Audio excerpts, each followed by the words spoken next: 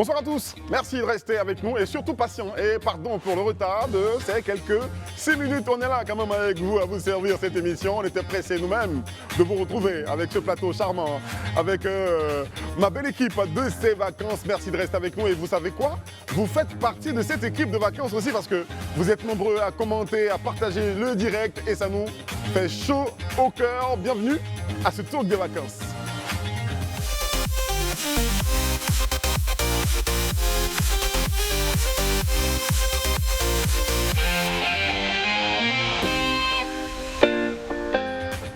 On va commencer cette émission avec une note de gaieté. On va souhaiter tous ensemble un joyeux anniversaire au DE de Live TV. Il s'appelle le directeur d'exploitation Hyacinthe Ounsou. Happy birthday!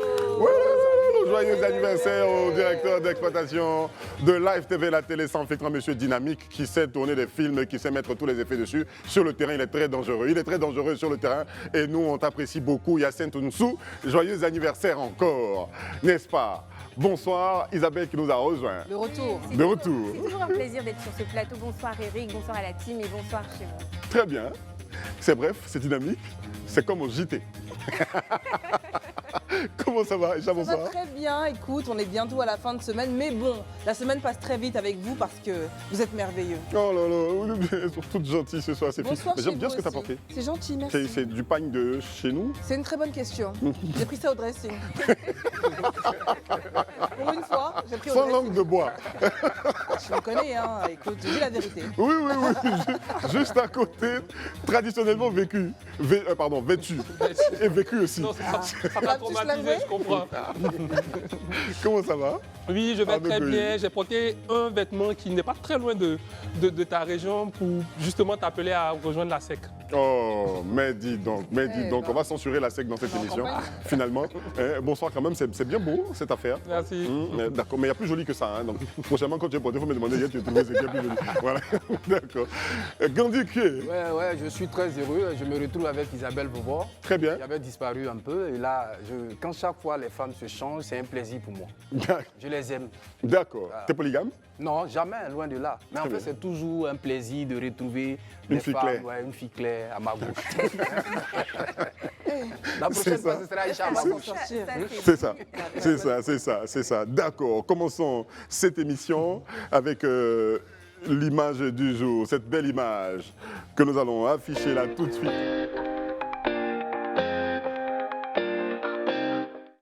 Très bien. Dans cette image du jour, c'est bien Justin Koné-Katinan, désormais docteur d'État en droit public. Sa soutenance de thèse, on s'en souvient, le 31 juillet dernier, donc avait été perturbée et annulée finalement, donc pour cause perturbation donc au niveau de l'université Félix Houphouët-Boigny, manifestation donc de la Fédération estudiantine et scolaire de Côte d'Ivoire FESI. Mais finalement, c'était que partie remise, cette soutenance de thèse a bien eu lieu avec un thème assez évocateur, donc la problématique de l'imposition de la propriété foncière en Côte d'Ivoire. Tenez-vous bien. La mention est très honorable. Félicitations à monsieur, à docteur désormais, docteur Justin Koné-Katinan. Gandhi, commentaire. À ce niveau-là, il faut dire que quand c'est bon, il faut apprécier. Et là, je pense que désormais, on ne dira plus Justin Katinan Koné, mais on dira docteur Justin Katinan Koné. Et là, c'est vraiment à féliciter. Il faut dire vraiment que c'est un modèle parce que docteur Justin Katinan Koné est parti en fait d'une famille modeste, comme il le dit lui-même. Il est parti du village où il a fait ses études, secondaires à l'intérieur, il a eu le bac. On peut réussir à tout moment parce qu'aujourd'hui, il a 58 ans, il est né en 66. À tout moment, on peut toujours étudier. Il a eu le doctorat à 58 ans. C'est un appel lancé à tous les enfants de Côte d'Ivoire qui ne sont pas forcément de familles riches pour dire qu'on peut aller de zéro pour arriver à héros. Et je pense qu'aujourd'hui, l'homme politique qu'il est, transcende en fait ce caractère politique pour montrer que tout le monde peut arriver à là et c'est vraiment applaudi pour cet administrateur des services financiers Option Impôt qui est un garçon brillant. Ça, même quand on n'est pas d'accord. On va pas dire un monsieur brillant? Un monsieur brillant, un monsieur brillant. On peut ne pas forcément partager chaque fois ses positions, mais il faut le lui reconnaître. Et je pense que les témoignages au niveau de ceux qui ont fait quand même les impôts le disent. Voilà, politiquement, on peut ne pas être d'accord, mais je pense que c'est un homme brillant et aujourd'hui, il a démontré. Voilà. D'accord.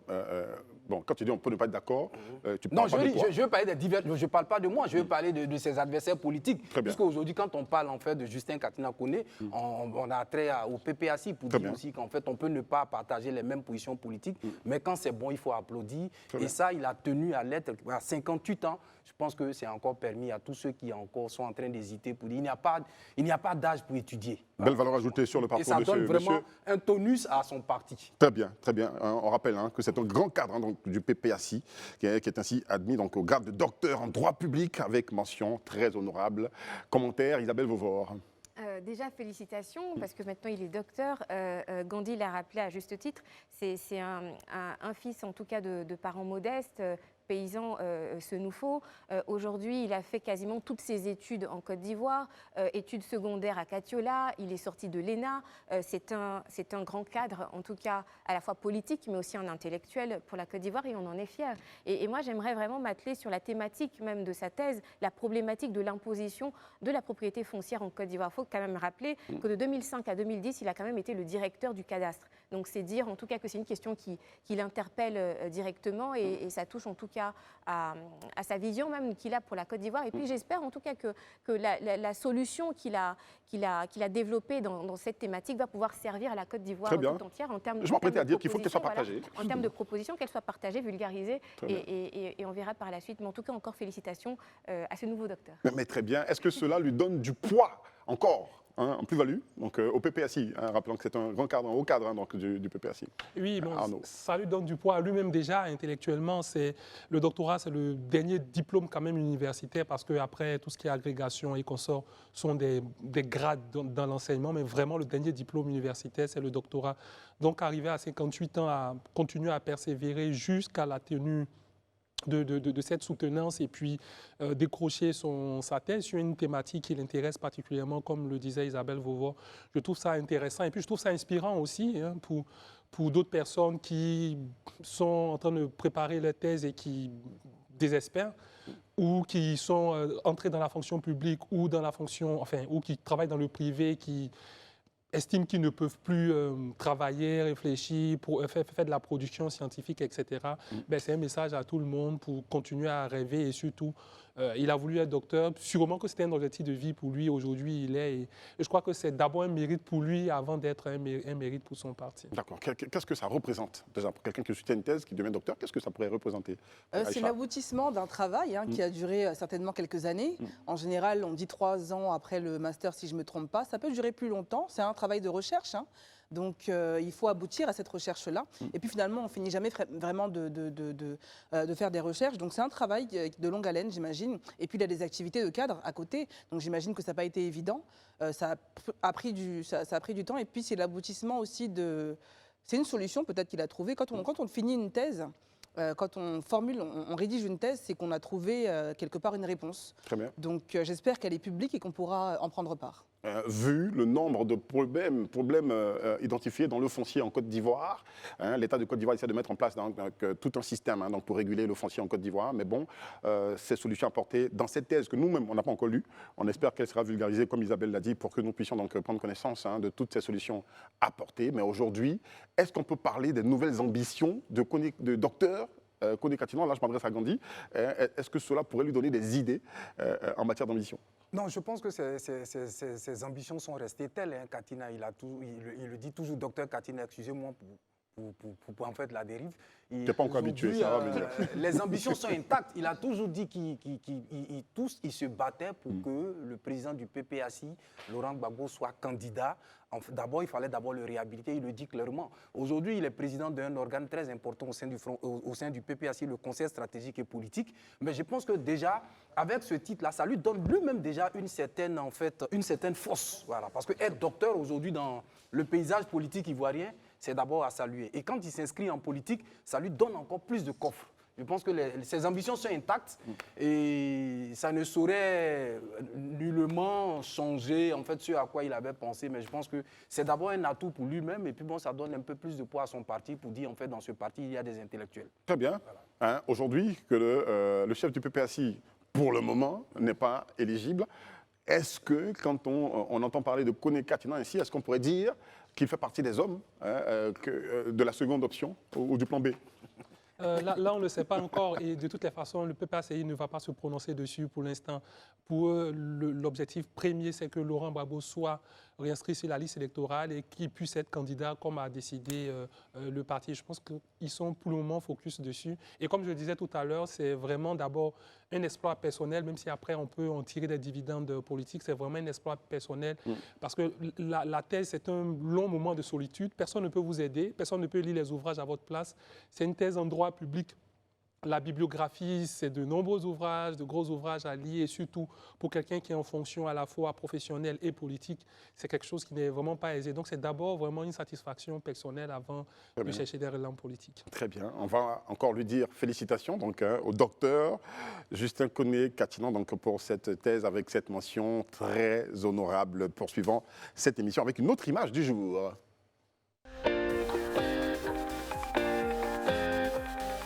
Par sport, et on aurait dû venir avec une balle de football pour voir quand même les exploits de fil de fer depuis qu'on en parle. Je ne sais pas trop pourquoi Aïcha dit Aïcha, pourquoi Mais à la deuxième partie de l'émission, même, on doit envoyer un ballon. Mais on en parle déjà depuis longtemps. Dis-moi. Ils sont là, la génération. Je dois les citer sur ce plateau-là. La génération, mais je peux les vas-y. citer. S'ils sont connus, s'ils ne sont pas connus, si c'est des illustres inconnus, il ne faut pas en parler. Non, mais en fait, c'est des gens qui ont opté pour les études, ils ne sont pas allés dans le football. J'allais citer deux, c'est des cadres aujourd'hui. D'accord. Ils ont joué au foot avec toi? Mais en fait, j'ai demandé, il y a des témoins. Fil de fer. Voilà. D'accord. Pour ceux qui ont fait Dalois, il était fil de fer. Une fois, il a dribblé ici. Très bien. Une fois, il a fait des jongles ici. Ce qui est sûr, j'ai eu le temps de cligner des yeux. Heureusement que tu ne t'y connais pas en football. En fait, c'est pas grave. Mais ça va aller. Ça va aller. D'accord. Parlons foot avec justement ce garçon qui s'appelle Odilon Kosonou, qui vient de signer donc, un contrat pour partir d'un club à un autre, après avoir joué donc, un rôle déterminant dans le premier sacre national quand même du Bayer Leverkusen la saison dernière. Odilon Kosonou, le défenseur ivoirien, donc prometteur, s'apprête à vivre une nouvelle aventure. On en parle avec... Oui, il s'apprête à vivre une nouvelle aventure. On connaît l'ancien joueur de l'ASEC, formé à l'ASEC d'Abidjan. Finalement, il a rejoint l'Europe. Après, il est passé par Bruges. C'est vraiment au FC Bruges qu'on l'a véritablement découvert avant qu'il rejoigne le Bayer Leverkusen. C'était une grosse surprise d'ailleurs l'année passée parce que c'était le premier sacre de ce club qui n'avait jamais avant remporté le championnat d'Allemagne. Donc il a fait une grosse saison, ils n'ont presque pas perdu de match.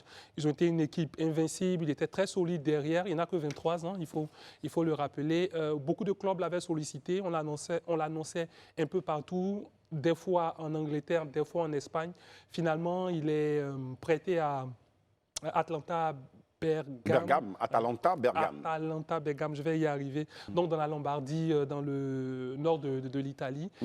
C'était un prêt avec une option d'achat et on espère que il fera montre de tout son talent dans le championnat italien, qui est réputé quand même être un championnat plutôt solide, plutôt rugueux. D'accord. Un prêt quand même évalué à 5 millions d'euros avec option d'achat fixée à 25 millions d'euros, offrant donc à l'Atalanta la possibilité de l'acquérir de manière permanente. Donc à l'issue de la saison, s'il satisfait, on pourrait le garder. Goï, tu le connais bien. Gandhi. Gandhi. Je le connais bien. C'est comme il a dit, c'est un ancien sociétaire de la SEC. Mais c'est qui tu peux le répéter, s'il te plaît? C'est un ancien sociétaire de la SEC qui n'est malheureusement pas championne de Côte d'Ivoire. Il faut préciser ça aussi. Donc, comme je le disais, ça va lui permettre, je pense qu'en il est en Italie, ça va lui permettre vraiment de mieux s'affirmer. Mais il a oublié de mentionner qu'il a été aussi en fait vainqueur de la Coupe d'Afrique. Parce qu'il était notre libéraux central. Très bien. Donc, je pense que ça va lui permettre de s'affirmer. Pas permanent, il a 23 ans, donc pendant cette Coupe d'Afrique. Il a encore tout le temps devant lui pour pouvoir s'affirmer. Et je pense que comme il a été en Allemagne, il a été champion, je pense qu'en Italie aussi, il pourra faire quand même parler de cette équipe-là. Voilà. Ça a été un sacre quand même, parce que ça faisait des années, des décennies que ce club en Allemagne n'avait pas donc, été champion. Et grâce, bien sûr, aux efforts d'Odilon Kosonou et de toute l'équipe derrière, ils ont eu ce sacre. Ça a été célébré donc 2 sacres pour ce garçon en une année après la Coupe d'Afrique des Nations. Donc il est champion d'Allemagne, on l'a vu. Est-ce que tu penses que cela va donner à Odilon Cossonnou. Je demande à Isabelle Vauvor qu'il connaît très certainement Odilon Cossonnou après avoir regardé la CAN.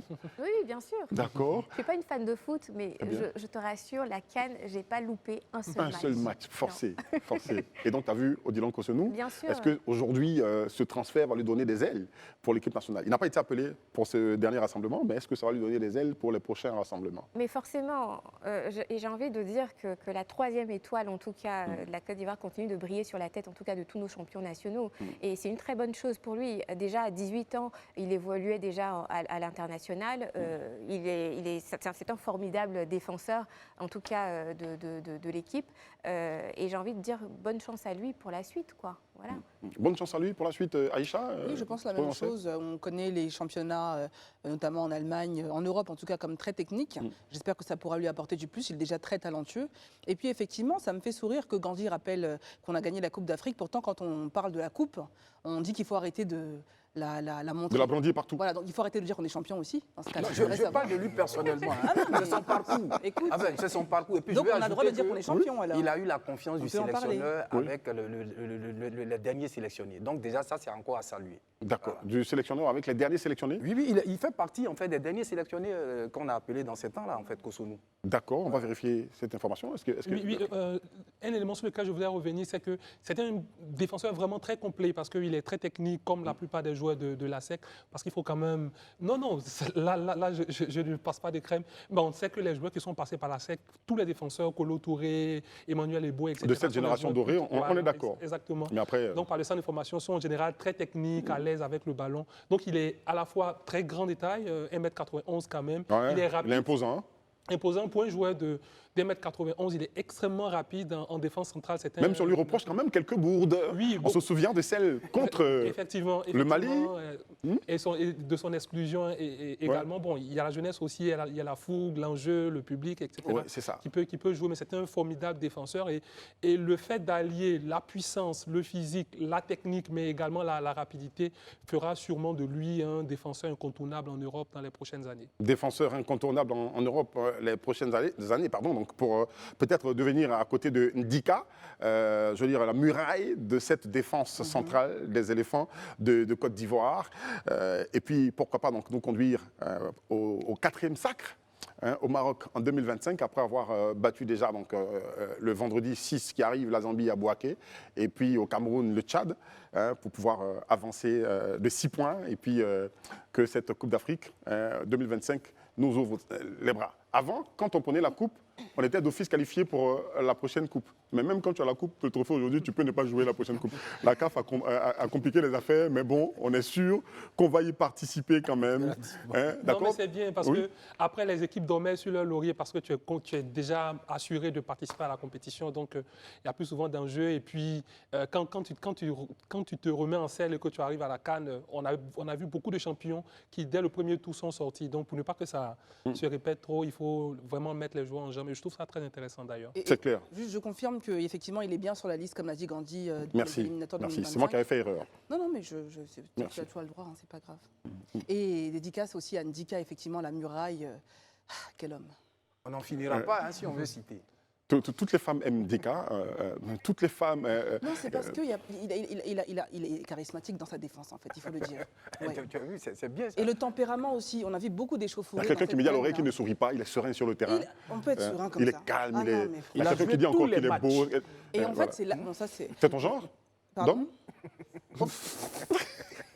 Mais quel est le rapport? Bon, moi, écoutez, c'est rapport là même qu'elle a là. En tout cas, il a l'attitude qu'un défenseur doit avoir, la sérénité, c'est très important. Très bien. Il est très serein en défense Ndika. Pourtant, on parlait de Odilon Cossonnou, on arrivait tout de suite sur Ndika et puis depuis, on ne quitte pas. Ndika, là. Je voulais lui dire bonjour. Avec une voix tremblante. Bonjour Ndika de la part de Aïcha. Poursuivons cette émission avec Ça fait l'actu.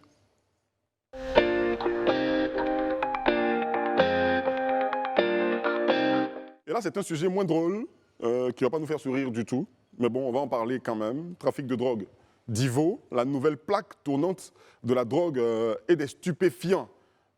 Publié par le quotidien Soir Info, donc du jeudi 29 août 2024, à ses pages 10 à 12, qui révèle que la ville de Divo est devenue une nouvelle plaque tournante de la drogue et des stupéfiants.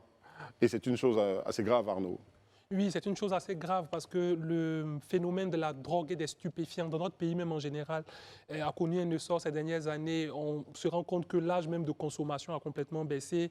On se souvient de ces différents rapports qui estimaient qu'il y avait plusieurs fumoirs à l'abord des différents établissements, ici même à Abidjan, et des communes comme Port-Boué ou à Bobo ou encore à Djamé, ou Cocody même, contrairement à ce qu'on croirait, étaient les plus touchés. On se rend compte qu'aujourd'hui, la ville de Divo, qui aujourd'hui est parmi le top 10 des villes les plus peuplées de Côte d'Ivoire. Donc, c'est une ville qui est en plein essor. C'est d'ailleurs ma ville de naissance. Je salue tous ceux qui sont de Divo. Donc c'est quand même une ville qui est en plein essor, dans le top 10 des villes les plus peuplées de Côte d'Ivoire. On se rend compte que dans cette ville-là, finalement, il y a également malheureusement un essor de trafic et de consommation de stupéfiants. C'est assez inquiétant parce que ça c'est juste la face visible, en fait, les saisies.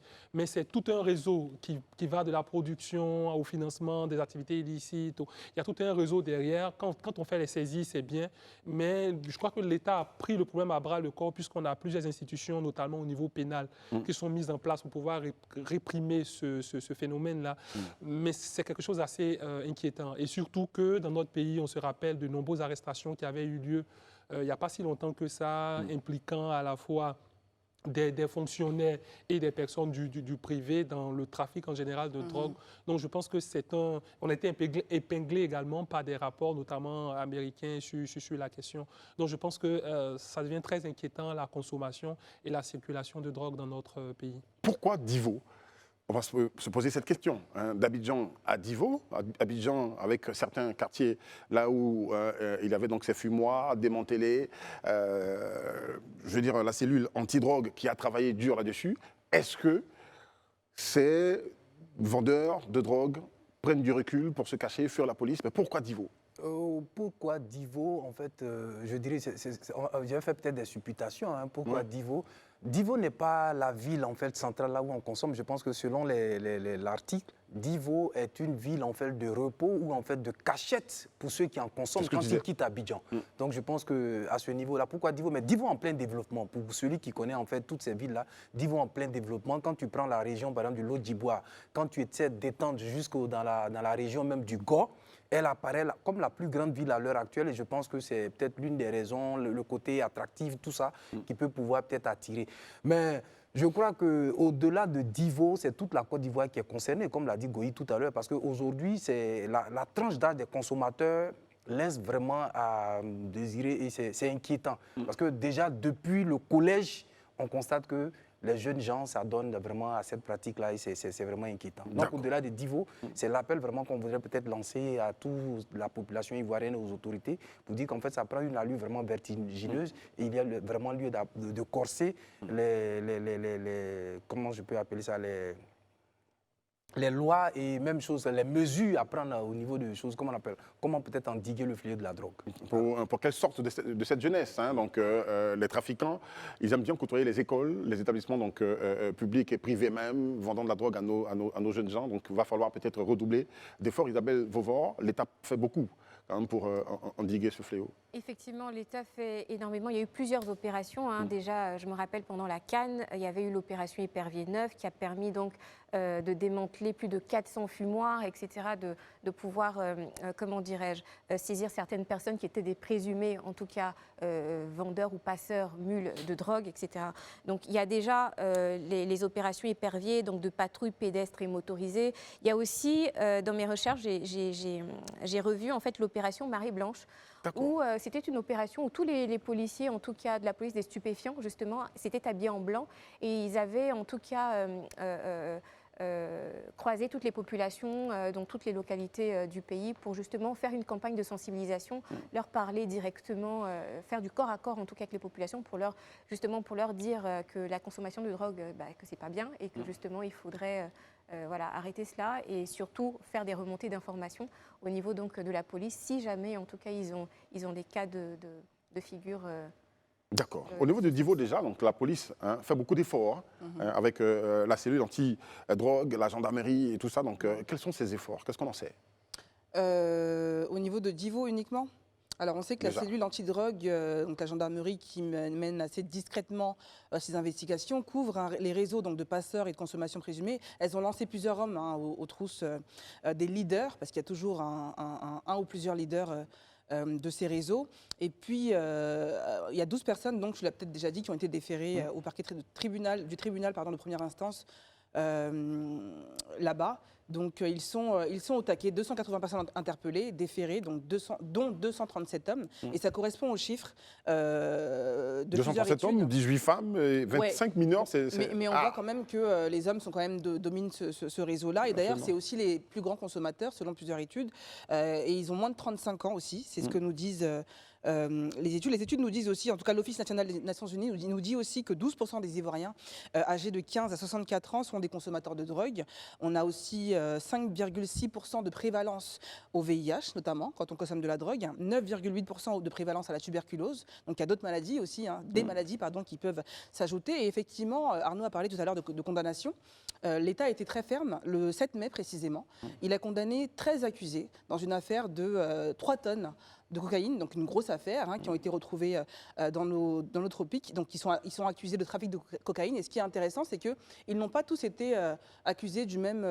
ils n'ont pas tous le même degré, en fait, si tu veux, d'accusation. Et pourtant, ils ont tous écopé de 10 ans. C'est très ferme, c'est très fort.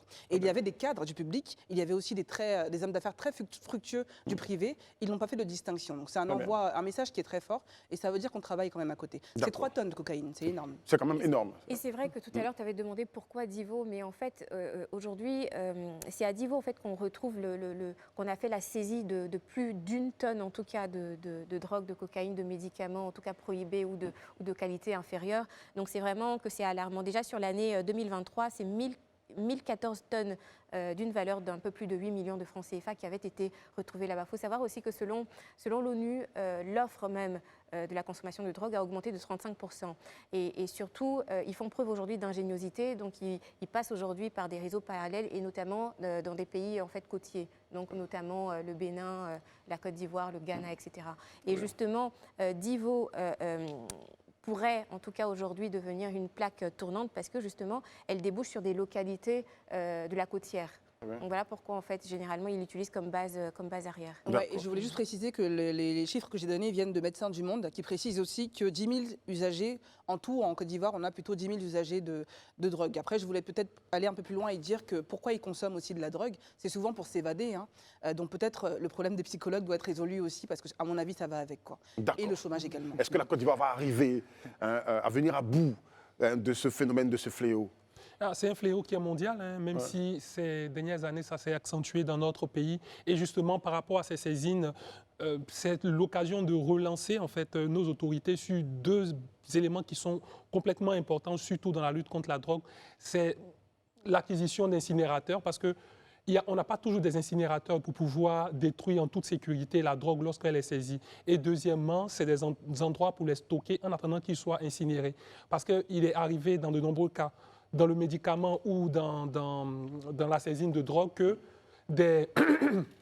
des éléments comme ça qui ont été saisis se retrouvent après sur le marché parce qu'il n'y a pas d'endroit pour stocker, c'est difficile à stocker. Quelquefois, même la gendarmerie a dû, et la douane également, ont dû procéder à des destructions à ciel ouvert, ce qui n'est pas très, très écologique. Donc, il faut absolument... Quel est le mécanisme quand on fait une telle saisine? Quand on fait une saisine comme ça, pour détruire la drogue ou bien le faux médicament, vous détruisez dans des incinérateurs.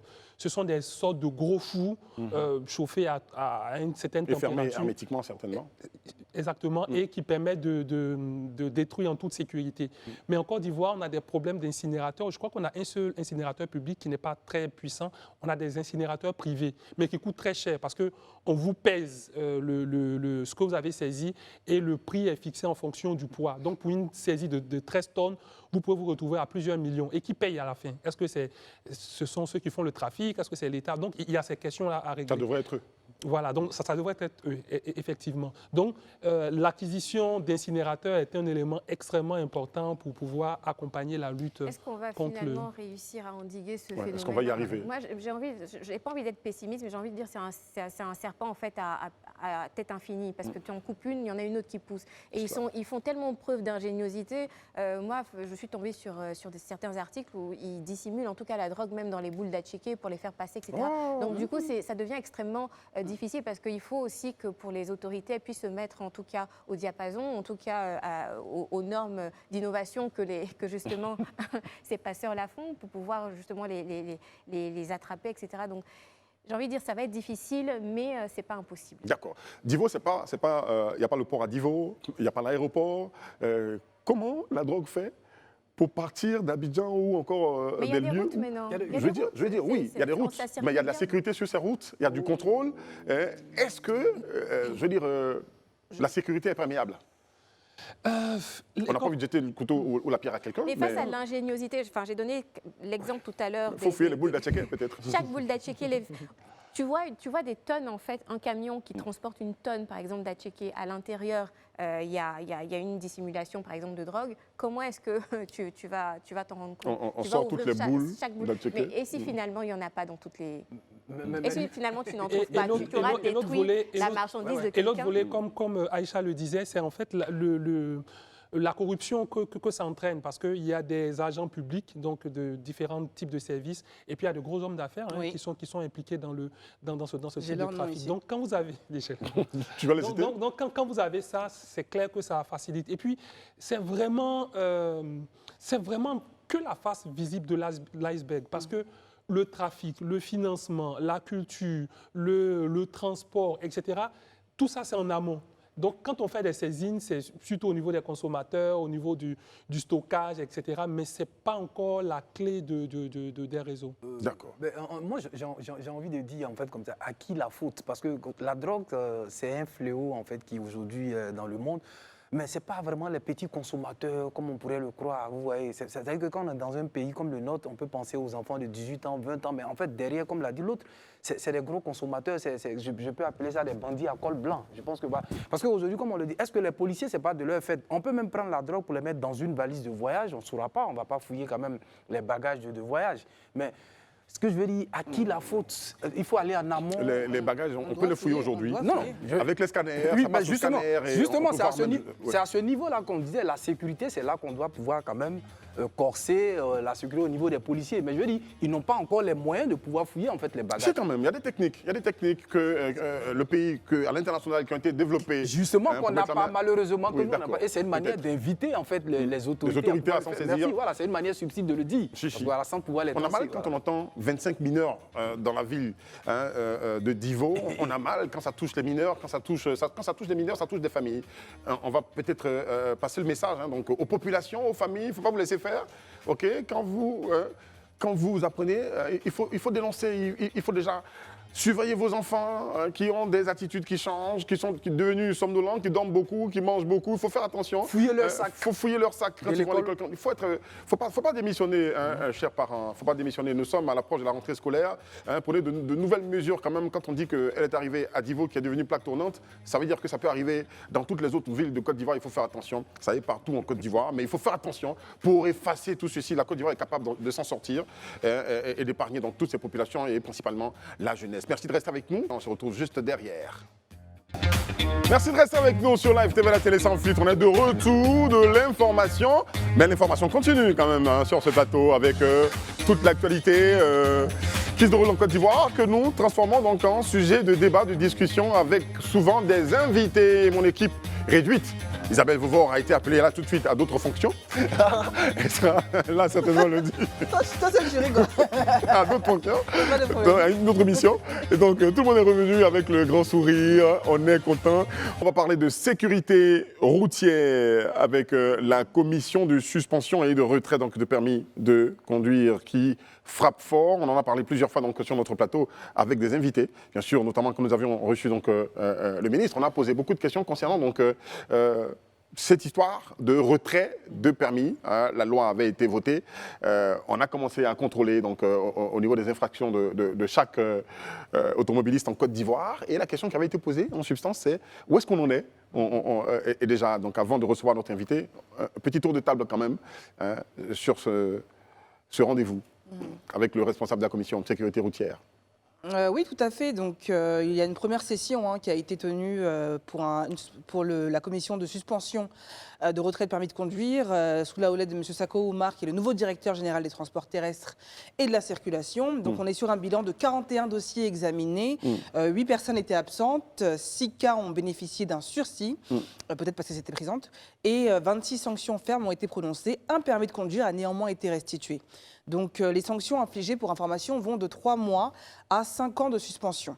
Donc, c'est des mesures fermes qui interviennent parce qu'effectivement, la sécurité routière, selon le gouvernement, en tout cas, est une priorité nationale. Le but du jeu, c'est quand même de réduire les accidents, de responsabiliser les conducteurs. Je vais le rappeler encore une fois, 95% viennent de l'humain. Les accidents. 80 15% des accidents de la route viennent du facteur humain. D'accord. Si on veut parler en vrai français, c'est l'incivisme. Le ministre de la Construction... Des responsabilités sur la route, il faut le dire jusqu'au bout. Voilà, c'est l'incivisme en fait, tout simplement. Voilà. D'accord. Donc c'est une très bonne chose. C'est une très bonne chose. Mais bon, il y a quand même le caractère de quoi, pardon. Il y a certains qu'on arrive, oui, de pardon, ok. On observe. Le caractère, quand je parle de caractère de pardon, tout le monde n'a pas eu son permis tout de suite, hein, parmi les cas cités, arraché. Il y a quand même un permis qui a été restitué. Hein. Mais une chose est sûre, c'est que la loi sévit en Côte d'Ivoire, ça a été annoncé, ça a été retardé dans l'estime des Ivoiriens, dans la compréhension des Ivoiriens, mais en réalité, cette loi n'est pas annulée. L'État travaille là-dessus. Arnaud. Oui, l'État travaille dessus. On se rend compte qu'il n'y a pas grand monde encore pour le moment. Hein. C'est sûrement parce que c'est en phase de démarrage ou de redémarrage. On se rend compte que, heureusement, hein, qu'il y a quand même une commission qui statue dessus, parce que si les retraits étaient systématiques, ça allait être assez compliqué. C'est bien qu'on ait également des moyens de contestation. Le ministre nous l'a dit sur le plateau, qu'il y a des moyens de pouvoir contester lorsqu'on estime que on n'a pas, on n'a pas fait d'infraction et qu'on nous reconnaît une infraction. Donc, ce sont des éléments intéressants et je crois qu'on aura l'occasion de mieux en discuter. C'est quand même 41 dossiers examinés, on reprend les termes, 41 dossiers examinés, 8 personnes étaient absentes, pourquoi on ne sait pas, 6 cas ont bénéficié donc d'un sursis, et puis 26 sanctions fermes ont été prononcées. Quelles sont ces sanctions? Est-ce que c'est retrait de permis? On ne précise pas. On dit des retraits temporaires qui vont d'une certaine période, je crois, de 3 mois. De 3 mois à 5 ans de suspension. En fait, moi, ce que je voudrais dire en fait, sur cette action, c'est que nous sommes passés à la phase répressive. On a fini la phase de sensibilisation et nous sommes passés à la phase répressive. Donc, c'est vraiment interpeller encore les usagers de la route, les conducteurs, pour leur dire en fait, de respecter le code de la route. Parce que, comme Aïcha l'a dit tout à l'heure, le plus grand pourcentage vient en fait, de l'incivisme en fait, des conducteurs. Et nous sommes à la phase répressive. Je pense que la fermeté est de mise et c'est ce que M. Sako a décidé quand on voit déjà en fait, le bilan de ce qui a été fait à mi-parcours. Donc, nous sommes à l'heure de la fermeté et c'est un appel à tout le monde de pouvoir rentrer en fait, dans les rangs pour le respect en fait, des règles de la conduite. Très bien. Et justement, notre invité nous a rejoint, M. Sako Oumar, nouveau directeur général des transports terrestres et de la circulation. M. Sako qui nous rejoint sur ce plateau pour discuter avec nous donc, de toutes ces mesures qui sont prises et justement de ces sanctions, de cette commission de suspension et de retrait de permis de conduire qui a frappé fort. Bonsoir. Bonsoir, monsieur. Bienvenue sur notre plateau. Oui, bonsoir, Eric. Ça va bien? Oui. D'accord. En fait, je suis monsieur Doumbia. Monsieur Doumbia, voilà, justement. J'étais venu vous parler de l'indice du dynamisme entrepreneurial. Ah, d'accord. Vous êtes là, on va en profiter du fait que vous soyez là pour parler de cet indice. Pourquoi l'idée d'un observatoire pour la promotion de l'entrepreneuriat? C'est votre idée? D'accord. Allez, merci beaucoup de me recevoir. D'accord. Donc, merci de me recevoir, de me donner l'opportunité justement de partager avec vous notre initiative de l'indice du dynamisme entrepreneurial africain. Donc, c'est un indice qui permet en fait d'examiner la chaîne de valeur entrepreneuriale et le processus entrepreneurial pour justement aider les acteurs à identifier donc les identifier en fait les différents éléments sur lesquels ils peuvent s'appuyer pour affiner leur programme et politique en lien avec l'entrepreneuriat. En Afrique, on parle d'un taux d'entrepreneuriat le plus élevé au monde. C'est les chiffres notamment de Foresight Africa 2024, avec plus d'1 Africain sur 5 qui serait en âge de travailler, qui crée une nouvelle entreprise. Et plus des 3/4 des jeunes envisagent d'en créer une. Je pense qu'au niveau entrepreneurial, ça va plutôt bien. Pourquoi avoir créé donc cet indice? Oui, effectivement. Donc, on a un entrepreneuriat qui est assez dynamique. Par contre, on n'a pas nécessairement les données qu'il faut pour appuyer justement le dynamisme. Et donc, ce que fait l'indice entrepreneurial, ça permet par exemple de mesurer 4 grands indicateurs, notamment le taux d'intentionniste. Donc, le taux d'intentionniste qui est la proportion de la population qui a l'intention de créer une entreprise. Pourquoi c'est important de mesurer le taux d'intentionniste? Parce que ça permet aux décideurs d'anticiper les ressources qui sont nécessaires pour accompagner toute la dynamique et tout l'engouement qui est créé par les entrepreneurs. Donc, une fois qu'on a une idée du taux d'intentionniste, donc on peut justement se permettre de planifier quelles ressources mettre à la disposition des acteurs pour soutenir l'engouement qui est créé au niveau de l'entrepreneuriat. Ensuite, en fait, les 4 grands indicateurs, donc, à part le taux d'intentionniste, il y a ce qu'on appelle le taux de démarche entrepreneuriale. Donc, ce sont toutes les démarches que font les aspirants entrepreneurs en vue de créer une entreprise. Pourquoi c'est important de mesurer le taux de démarche entrepreneuriale? Ça nous permet de mettre en regard donc, ceux qui avaient l'intention et ceux qui sont effectivement passés, donc qui ont entrepris les premiers steps pour aller donc, concrétiser leur projet d'entreprise. Et après le taux de démarche entrepreneuriale, on mesure le taux d'entreprise créée. Et par la suite, on mesure le taux de survie des entreprises, qui est tout aussi important. Parce que une chose est d'encourager l'entrepreneuriat, mais une chose est de se rassurer que les entreprises qui se créent puissent arriver à se pérenniser et à durer dans le temps. Et justement, qu'est-ce qui explique le fait que ces entreprises-là meurent si vite? Parce qu'on a lu de nombreux rapports qui estiment que dans les 10 années qui suivent la création d'entreprises, surtout ici en Côte d'Ivoire, l'essentiel des entreprises fermaient. On parle de plus de 50% même d'entreprises qui fermeraient. Qu'est-ce qui explique cette précarité, ce manque de persévérance dans la durée? Justement, c'est l'une des raisons qui explique justement la nécessité et la pertinence de l'indice dynamisme entrepreneurial. Nous, on soumet en fait donc la population adulte à un questionnaire donc, qui nous permet d'aller voir, par exemple, au-delà même du taux de survie. Ce dont vous parlez, c'est le taux de survie. Au-delà même du taux de survie ou encore qu'on pourrait appeler le taux de fermeture des entreprises, on mesure donc tout ce qui touche à la culture entrepreneuriale. Donc, par exemple, les croyances des populations à l'égard de l'entrepreneuriat, quelles sont leurs perceptions à l'égard de l'entrepreneuriat, quelles sont leurs attitudes à l'égard de l'entrepreneuriat. Et est-ce qu'on est dans une population, par exemple, où la culture et les normes sociales encouragent l'entrepreneuriat? Quel est, par exemple, le niveau de confortabilité, si on peut dire, de nos populations avec l'échec, par exemple? Parce qu'il a été démontré que les populations où l'échec est mal perçu, ce sont des populations où on a principalement des taux d'intentionnistes qui sont faibles. Pourquoi? Parce que les gens ont peur de l'échec et ils ont peur d'être pointés du doigt s'ils se cassent la figure. Et on sait que l'entrepreneuriat, c'est une aventure qui est faite de risques et d'imprévus. Donc, ce sont des éléments qui sont pris en compte justement dans l'étude du taux d'intentionniste. D'accord. Monsieur Seydou Doumbia, je rappelle que vous êtes fondateur de l'Observatoire africain pour le développement et la promotion de l'entrepreneuriat. Vous-même, en tant qu'entrepreneur, vous avez choisi d'inspirer. Vous avez une belle expérience. Oui, effectivement. J'ai un parcours dont je suis fier. J'ai travaillé d'abord au Canada quand j'ai fait mon MBA en management. Le tout premier emploi que j'ai occupé au Canada, j'étais conseiller en démarrage d'entreprise à l'Université Laval, qui a un incubateur universitaire. Et justement, l'une des raisons pourquoi on se permet donc de lancer l'Observatoire, c'est qu'on se rend compte, par exemple, qu'en Côte d'Ivoire, malheureusement, nos universités ne sont pas dotées d'incubateurs universitaires. Et aujourd'hui, à travers le monde, quand on compare les universités entre elles, ce n'est pas seulement leur capacité à former des chercheurs qui font de la recherche et qui contribuent à la création de connaissances, mais c'est surtout leur capacité aussi à accompagner des étudiants qui partent peut-être initialement d'un projet universitaire, qu'ils transforment par la suite à un projet commercial et qui se retrouvent en fait sur le marché. Donc, l'une des actions que nous avons, c'est justement d'accompagner aussi les universités et grandes écoles à la mise en place d'incubateurs universitaires. Et justement, le parcours qui m'a permis aujourd'hui de créer l'Observatoire est parti justement d'un incubateur universitaire. Donc ça démontre à quel point ce sont des organes qui sont importants dans l'écosystème entrepreneurial.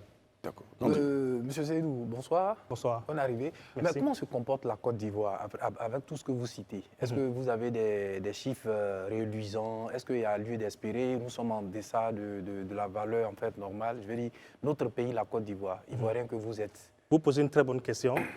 Présentement, on peut comment dirais-je, on peut faire une analyse de la situation en Côte d'Ivoire, mais malheureusement, on ne peut pas étayer cette analyse-là avec des données probantes. Voilà. C'est justement la raison pourquoi C'est ça. existe l'indice du dynamisme entrepreneurial. Par contre, il y a des données de façon globale qui existent. On sait par exemple qu'en Côte d'Ivoire, la contribution des PME, d'abord les PME représentent environ 98% donc, du tissu de l'ensemble des PME. Et elle contribue à hauteur de 20% à la création de richesses, donc au PIB, et puis emploie autour de 23% donc, de nos jeunes et de la population en général. Ce qui est bien en deçà des moyennes générales. Par exemple, au niveau mondial et au niveau de l'OCDE, on est dans des proportions autour de 98% également pour le nombre d'entreprises qui sont représentées par les PME. Mais au niveau de la création de richesses, on est autour de 50%. Donc, de la création de richesses. Quasiment la moitié. La moitié. Et pour ce qui concerne en fait donc la création d'emplois, on est à entre 60 et 70% des emplois dans l'OCDE qui sont absorbés par les PME, alors qu'en Côte d'Ivoire, on est autour de 23%. Et ces chiffres-là sont des chiffres qui sont publiés par le ministère du Commerce et de l'Industrie. Donc, pour revenir en fait à la nécessité et à la pertinence de l'indice, c'est justement pour aller créer justement ces connaissances-là qui vont permettre au gouvernement et à leur ministère de tutelle d'avoir des données fiables Exactement. qui sont collectées de façon récurrente et à fréquence régulière et qui permettent justement aux différents acteurs de pouvoir affiner leur politique, de pouvoir être orientés dans la définition, dans l'élaboration et la conception de nouveaux programmes, mais aussi dans l'évaluation des programmes existants. Je veux dire, dans le cadre de votre travail, quels sont les premiers résultats, le premier travail que vous avez fait qui a déjà donné en fait ces chiffres? Voilà, en fait, c'est une bonne question. L'indice, on est à la première édition de l'indice justement. Okay. On est à la première édition de l'indice et donc on est ici aujourd'hui pour en fait informer la population que à partir de janvier 25, donc la première édition de l'indice sera lancée. Donc c'est l'indice du dynamisme entrepreneurial ivoirien 2024. Donc, on attend la fin de l'année 2024 pour faire une rétrospective, voir ce qui s'est passé en 2024. Ce qui est intéressant dans notre indice, c'est que c'est d'abord un indice qui est sous-régional, donc l'indice du dynamisme entrepreneurial africain, avec des indices pays. Donc, l'indice du dynamisme entrepreneurial ivoirien, malien, burkinabé, sénégalais, Oui. etc. De sorte qu'on puisse venir comparer les performances pays avec la performance sous-régionale. On donne un exemple. Si on se rend compte qu'au niveau de la sous-région, le taux d'intentionnisme, par exemple, est de 25%, et qu'en Côte d'Ivoire, on a un taux d'intentionnisme de 40%, on pourra conclure que les Ivoiriens ont plus de propension à se lancer en affaires. Par contre, on peut se rendre compte qu'au niveau du taux de survie de nos entreprises, on est par exemple à 10%, alors qu'au Sénégal, ils sont à 25%. Et là, ça crée une sorte d'émulation qui fait que nos dirigeants vont se rapprocher des dirigeants du sénégalais pour leur demander quelles sont vos recettes, comment vous faites pour que vos entreprises restent plus longtemps en activité que les nôtres. Donc, autant on peut comparer les performances des pays entre eux, on peut aussi comparer les performances, par exemple, au niveau local. On pourra, par exemple, se retrouver à regarder, est-ce que le taux d'intentionnisme, par exemple, à Cocody, il est plus élevé, par exemple, que le taux d'intentionnisme à Abobo? Ou est-ce que le taux d'intentionnisme dans la grande région d'Abidjan est plus important que le taux d'intentionnisme à Yamoussoukro? Donc, ça nous permet, en fait, d'avoir un aperçu du niveau et de la nature de l'activité entrepreneuriale et de pouvoir outiller les différents acteurs. Et quel est le mécanisme de collecte de données? Parce que la collecte de données est un déficit dans nos pays. C'est extrêmement difficile d'avoir des données. Comment vous les collectez? Oui. Alors, l'indice, donc, il y a deux, c'est en deux étapes. La première étape, c'est qu'on appelle ça un sondage qu'on fait auprès de la population adulte. Donc, tous ceux qui ont 18 ans jusqu'à en fait, à l'âge de la retraite. Et comment se fait l'échantillonnage? Oui, en fait, là, présentement, ce sont des questions... là, présentement, on discute avec l'NCA, donc à qui on va peut-être confier donc, les côtés purement statistiques, mais on leur a déjà fait des suggestions sur ce qu'on estime être la meilleure façon. Et ce qu'on envisage présentement, donc, c'est un échantillonnage qu'on dit échantillonnage aléatoire stratifié. Donc, qui nous permet en fait de faire un échantillonnage de sorte à ce que la population qui est sondée a les mêmes caractéristiques que la population nationale. Donc, on va tenir compte justement de la répartition hommes-femmes, la répartition des classes d'âge, la répartition, par exemple, comment dirais-je, du niveau de scolarité et tout ça. D'accord. C'est un projet assez énorme qui vient en aide donc, à la jeunesse entrepreneuriale en Côte d'Ivoire. Et quels sont vos rapports ou bien vous liez aujourd'hui encore votre collaboration avec les pouvoirs en place pour vous aider dans votre... Oui, c'est une bonne question. Alors, on profite de cette opportunité-là pour remercier donc, le ministre du Commerce et de l'Industrie, donc, qui récemment nous a donc, fait part de son soutien donc, à ce projet-là par une lettre d'appui institutionnel. Donc, il y a d'autres départements comme le ministère de la Jeunesse, donc, qui est non seulement le ministère de la Jeunesse, mais aussi, qui est aussi responsable du portefeuille de l'insertion professionnelle. Et donc, quand on parle d'insertion professionnelle, on parle aussi d'auto-emploi. Et l'auto-emploi, c'est aussi l'entrepreneuriat. Et donc, on est encore aussi en discussion avec le ministère de la Jeunesse. Et on espère que bientôt, donc, tout cela va déboucher sur une collaboration avec le ministère. Oui, moi je voulais dire aussi déjà bravo et je pense que c'est très important, ne serait-ce que pour répondre à la question que Gandhi a posée, on a besoin de chiffres absolument. Je pense qu'il faut parler aussi au ministère de l'enseignement supérieur qui doit s'intéresser à ça parce que les incubateurs, ça c'est tellement important, ce dont vous avez parlé. On a vu des géants qui sont encore géants aujourd'hui comme Mark Zuckerberg, je crois, qui a arrêté ses études à Harvard. Avant de terminer ses études, il avait déjà créé Facebook aujourd'hui qui est devenu Meta, qui possède une fortune immense. Mais je veux dire, c'est pas que universitaire d'ailleurs. Dans les grandes écoles aussi, on a besoin de grandes écoles et on a besoin absolument d'incubateurs. C'est très très important. Absolument. Ouais. Et peut-être pour donc renchérir sur ce que vous dites, donc les différents acteurs qui trouveront un intérêt justement au résultat donc de l'indice, il y a premièrement donc les gouvernements et leur ministère de tutelle, mais il y a aussi les partenaires internationaux donc de nos États qui ont un intérêt à voir donc nos pays développés de façon soutenue et durable. On a aussi donc le milieu des affaires, donc qui peut intéresser aussi à savoir qu'est-ce qui se passe sur l'écosystème entrepreneurial. On a le milieu donc universitaire, le milieu de l'éducation, on a le milieu comment dirais-je, donc le grand public, mais aussi les entrepreneurs et les aspirants entrepreneurs. Tout à fait. Donc toutes ces classes-là de la population ont besoin de données pour soit décider dans quel secteur donc, de notre économie ils s'orientent ou pour affiner donc, leur politique et programme en lien avec l'entrepreneuriat. D'accord. Pour vous, aujourd'hui, quel est le secteur le plus rentable en matière d'entrepreneuriat? C'est une bonne question. C'est une question justement qu'on pose dans le questionnaire parce qu'on veut savoir si donc, nos aspirants entrepreneurs ont une connaissance en fait qu'on appelle ça de l'écosystème entrepreneurial et s'ils sont s'ils sont instruits, mais s'ils sont dans un entrepreneuriat de nécessité ou dans un entrepreneuriat d'opportunité qui suppose qu'on a connaissance des secteurs qui sont porteurs. Voilà. Donc maintenant, pour vous donner ma réponse personnelle, je vous dirais que bon, il y a certains secteurs comme l'immobilier, évidemment parce que bon, on a un déficit, on le sait, un déficit criant donc de logement. Donc c'est forcément des opportunités. Tout ce qui touche donc aux nouvelles technologies avec donc l'intelligence artificielle qui prend de l'ampleur. L'agriculture peut-être donc aussi. Il y a ça aussi. Il y a le e-commerce qui tarde quand même aussi à prendre son envol, mais qui reste un secteur assez porteur. Dans quoi avez-vous fait une belle expérience, vous? Expérience personnelle, dans quoi? Bon, en fait, mon expérience personnelle, d'abord j'ai travaillé comme j'ai travaillé comme fonctionnaire donc, au gouvernement fédéral du Canada. Très bien. Mais Donc, au niveau entrepreneurial, je veux dire. Au niveau entrepreneurial, en fait, oui, au niveau entrepreneurial, j'ai lancé une entreprise, une marque de vêtements, donc, qui s'appelait Ref Clothing, donc REF, qui vient de mot référence. Donc, Ref Clothing pour la marque des jeunes qui sont des références ou qui veulent être des références.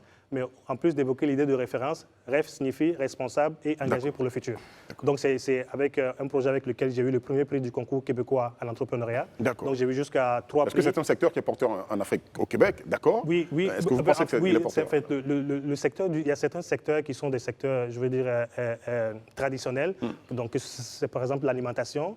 D'accord. Quelle que soit la situation, quel que soit le pays, on s'alimente. Quelle que soit la situation, quel que soit le pays, on est obligé de se vêtir. De se vêtir. Donc, c'est forcément des secteurs qui sont porteurs, mais c'est aussi des secteurs qui sont très concurrentiels. Donc, il faut trouver une façon de rentrer sur ce secteur-là avec donc des concepts qui sortent de l'ordinaire et qui ont un certain potentiel commercial. D'accord. Vous débarquez sur le territoire, en Afrique, vous revenez. Oui. Marché quand même différent de ce que vous avez vécu donc, au Canada. Effectivement, c'est un marché qui est différent. Ouais. C'est un marché qui est différent, mais c'est un marché qui est porteur, dans le sens où on a par exemple l'Afrique, où vous avez plusieurs pays africains qui sont producteurs de coton, par exemple, Très bien. mais qui sont obligés de vendre leur coton à l'extérieur parce que bon, on n'a pas d'industrie pour les transformer. Donc, en lançant d'abord la marque en fait en question, ce n'est pas nécessairement comment dirais-je, une marque pour vendre des vêtements, c'est plutôt pour vendre un concept qui est de sensibiliser les jeunes à se réinvestir de leur rôle d'agent de changement et à agir de sorte à être des références dans leurs agissements quotidiens pour inspirer positivement d'autres jeunes. Donc, je ne veux pas que la discussion se monopolise en fait sur la question de projet personnel, mais la question en fait, donc pour revenir sur l'indice, donc on pense que c'était un outil qui est vraiment pertinent pour nos économies parce que ça va permettre à nos dirigeants justement d'avoir des données qui vont leur permettre d'affiner donc leur stratégie en lien avec l'entrepreneuriat. Monsieur Doumbia, moi ce que je vous dis, là vous vous retrouvez devant le plateau où les Ivoiriens vous regardent. Est-ce que vous avez des conseils à donner à tous ceux qui veulent entreprendre en tant que d'abord par expérience, quelqu'un aussi qui est fondateur de cet observatoire-là? Est-ce que vous avez des conseils? Maintenant, la deuxième préoccupation, est-ce que là, sur la réalité ivoirienne, quels sont les obstacles que vous avez trouvés? Ça va être la dernière question pratiquement au terme de cette émission. OK, d'accord. Donc, pour répondre à la première question, quels sont les conseils qu'on pourrait donner? Écoutez, on est dans un pays, principalement en Côte d'Ivoire, où il y a beaucoup de défis en termes d'emploi, en termes aussi de niveau de vie et de taux de pauvreté. Et je pense que c'est un devoir donc, de tout un chacun, mais principalement des jeunes, donc, de voir dans quelle mesure ils peuvent donc, contribuer à solutionner les problèmes auxquels sont confrontées nos populations. Donc, le conseil que je peux donner, je pense que pour être un entrepreneur, ça nécessite 3 grandes qualités. Premièrement, il faut être observateur. Observateur pour voir dans ce qui nous entoure quelles sont les insuffisances. Tout à fait. Donc, au lieu, par exemple, de se plaindre qu'il y a tel ou tel service qui est manquant, mais c'est plutôt une opportunité d'affaires. Donc, ça, c'est une chose. La deuxième chose, en plus d'être observateur, il faut être, c'est une qualité pour certains, un défaut pour d'autres, il faut être perfectionniste. Quand on est perfectionniste, il est facile de voir les défauts dans les choses. Et donc la dernière qualité, c'est être orienté vers l'action, parce qu'on est donc observateur, on observe ce qui ne va pas, on est perfectionniste, on veut le corriger, et il faut être orienté vers l'action pour justement prendre action avec, par exemple, un produit ou un service qui vient solutionner donc, le problème qui se pose à la population. Merci, M. Doumbia Seydou. Dans tout ceci, nous retenons que votre objectif majeur, c'est réduire la pauvreté en Afrique par le développement et la promotion de l'entrepreneuriat. Merci d'être venu sur notre plateau. Merci. Et pardon pour, je veux dire, le fait qu'on ait confondu donc, au début. Non, ça très bien. Merci. On a été très instruits dans la matière. C'était très passionnant, on l'a vu. J'ai hâte de lire ça, d'interpréter les chiffres. Ça va être très bien. Ça va être très bien. Merci à vous tous, très chers amis. Merci à la régie. Merci à tous les techniciens qui ont participé donc, à cette émission. On prendra plaisir à vous retrouver demain, vendredi, dès 19h, sur la télé sans filtre. Shalom. Merci.